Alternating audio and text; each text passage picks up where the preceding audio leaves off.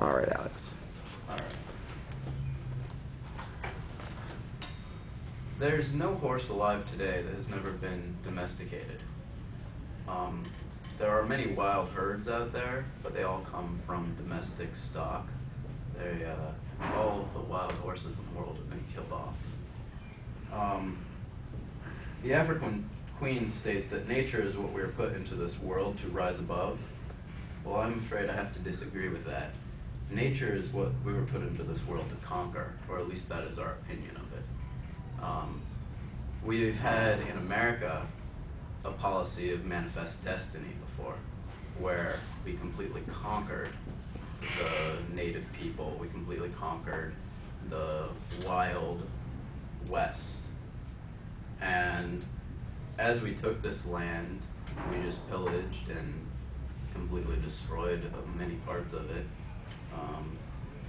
Even today, we use places like Nevada and New Mexico as nuclear test sites and dumping zones. White Sands, for example, was where we just had tested our first nuclear devices. We don't really care much for our environment or for our world that we live in, and we really just see it as for our use rather than protection. But and our problem with when we try to protect it, we also don't anticipate nature for being the beast it is. We think that it can be controlled easily, and we'll make rules and policies to try to make nature follow our rules, whereas it ends up just kind of coming apart. For example, the National Forest firefighting response to any fire was to put it out years ago. But in today's newer policies, they've learned that it's better to let lightning fires, for example, run their course.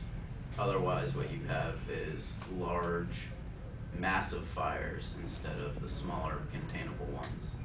And not having known this before and thinking we're superior and able to just control everything, just wanted to preserve the beauty of the trees before and not allow them to ever be scorched. It's a very human thing to try to control everything around us, but we're not truly able to do it, and because of that, we have lots of issues with nature, and we can't ever truly be at ease with it. So we are not put in this world to rise above nature.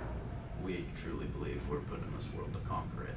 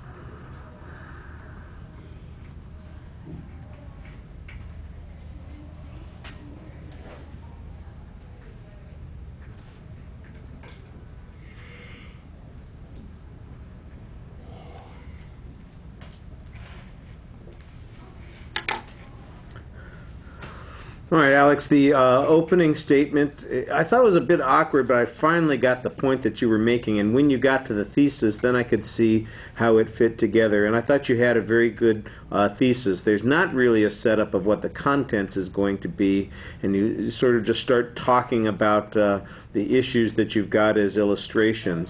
I thought, for instance, on the first point, that there should be a little bit more force in your voice because it sounds like it's, you know, recrimination and a judgment about our actions and behaviors as a country, and so I think you ought to have some emotional content there that reflects that a little bit more, and you seemed a little bit more subdued. I thought the example on the firefighting was, you know, the forest fires especially, was the one that illustrated your thesis the most clearly, and it fit the things the best.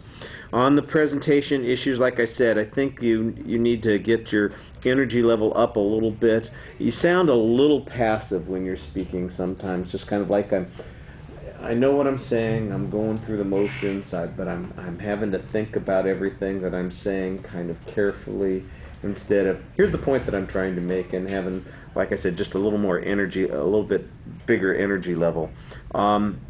Gestures, you had a few indicators, but you do seem very contained, both in your movement. You're locked almost in one position. You step forward and back a couple of times, but your gestures are always very, you know, in front of you, very contained, and there are a few indicators. That's mostly what you have, not a lot of descriptive gestures. Now, we don't have a big audience in here, so you don't necessarily have to play it big, but we do want to make sure that you can be a little bit more emotive there. You look serious. I thought your eye contact with the audience was pretty good, although it's not always consistent. There are some times when you look down. I thought it was better in the last two-thirds of the speech than the first third. In the first third, it seemed like you were kind of looking at the topic and looking down and thinking about things, and then you'd look up and talk to us. And then in the later part of the speech, is probably as you got more relaxed and more into what you're doing, then it's a little bit more like you are interacting and talking to us. Like I said about your position, it did look a little unnatural that you aren't moving more. Again, I'm not looking for jack-in-the-boxes or pacing or anything like that, but because I think it's the combination with, hang on one second, I know you have a question that you want to, I think it's a combination, because the gestures are so contained and you're not moving, the combination of those things makes it look more clear that that's where your discomfort is. I don't want to make a target of myself or, you know, be too broad. Your question? I get nervous when I'm up in front of people and my legs start shaking. The anxiety thing, yeah. Yeah. Is it better to stay contained where I can? I think in your situation, let me stop this for a second so we're